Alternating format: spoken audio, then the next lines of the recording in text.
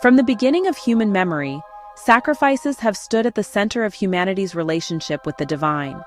In the earliest civilizations, offerings were the bridge between the mortal and the eternal, a way to appease, honor, or communicate with the unseen powers believed to control existence. Whether in Kemet, Sumer, Canaan, or Israel, sacrifice was woven into the fabric of spiritual life. Even within the Bible, sacrifice is not a side note, it is a foundational theme. The very first spiritual act recorded after Eden is a sacrifice. Abel offers the firstborn of his flock, while Cain offers crops.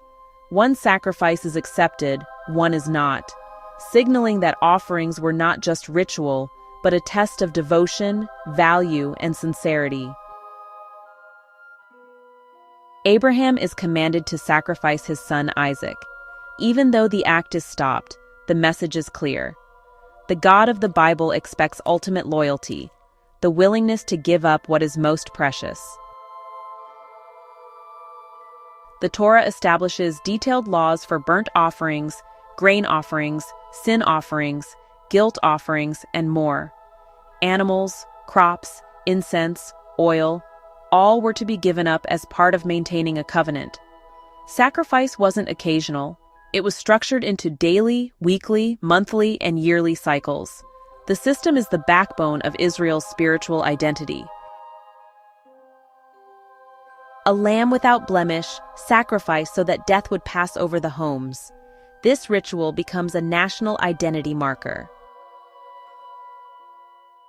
Even when prophets challenged empty ritual, they never dismissed sacrifice itself. They simply demanded that the heart behind it be pure. So, the central message of Christianity is built upon sacrifice. A God who sacrifices his own son. A son who actually becomes the offering. And a cross that becomes the altar. This theme never really disappears. It just, sort of, evolves. A lot of people believe sacrifices disappeared with the modern age, but it never did. We just stopped calling it what it truly is. Today's world still runs on symbolic offerings, rituals that echo ancient patterns, only now they're wrapped in modern meaning. Millions of families gather around a roasted turkey, the ritual centerpiece. It is chosen, prepared, and presented much like the feasts offered to the gods in ancient times. We say we are giving thanks, but the structure mirrors the old sacrificial tradition. A communal animal, offered on a specific sacred day, consumed together as a form of unity, gratitude, and remembrance. It is, in a way, a modern altar set with modern symbolism. Every year, millions of evergreen trees are cut down, decorated, and placed at the center of homes. Though framed as tradition, it really mirrors ancient winter rituals where life, greenery, was cut, honored, and displayed as a spiritual offering to the season. The tree, in this sense, becomes the sacrifice, its life exchanged for celebration, light, and symbolism. Even beyond holidays, the sacrificial pattern continues. We sacrifice time for careers. We sacrifice health for stress, speed, and productivity. We sacrifice relationships for ambition. We sacrifice our attention to technology and screens. The gods of old have simply changed faces. Now they are named success, tradition, culture, expectation, and holiday spirit. Humanity never stopped sacrificing. We just modernized the altars. When we look closely, we realize that sacrifice isn't inherently negative. It is a universal human language, giving something up in the hope of receiving something greater. But understanding its history helps us see our own patterns clearly. What are we offering? To whom? And why? When the ancient lens is applied, modern traditions suddenly become transparent. We see the threads connecting past and present.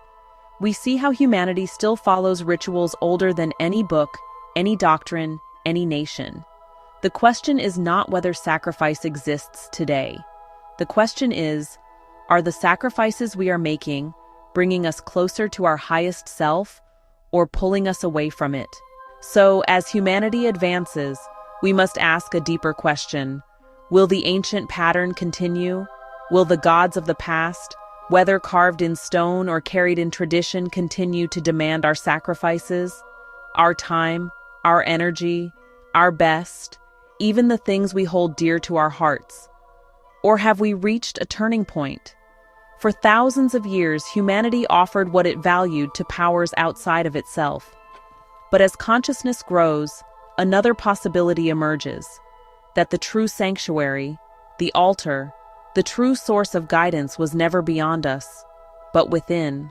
So the real question is this: will we keep giving our lives to external demands, or is it time to recognize the divine spark inside us, the God within, and build a world shaped not by fear or tradition, but by awakened choices?